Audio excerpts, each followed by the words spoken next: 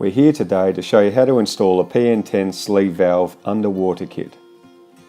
What tools will you need for the job? A PN10 sleeve valve, threaded adapter, PTFE tape plus an underwater kit and float, as well as 2 wrenches. What we're going to do now is install a PN10 sleeve valve underwater using the underwater kit. To make life easier, what I'm going to do is assemble the adapter. What we're going to do is just tighten the adapter up with a wrench. Then position the sleeve valve into the base of the tank.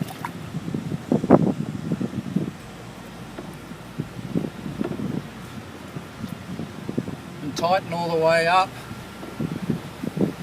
Take your wrench and tighten until firm and the outlet is facing the bottom of the tank.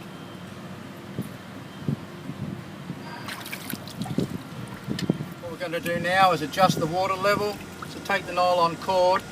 What you want to do is set the nylon cord at a length that's about 3 inches below where you want the water level required.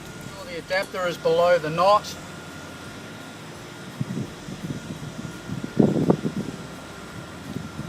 Tie your knot,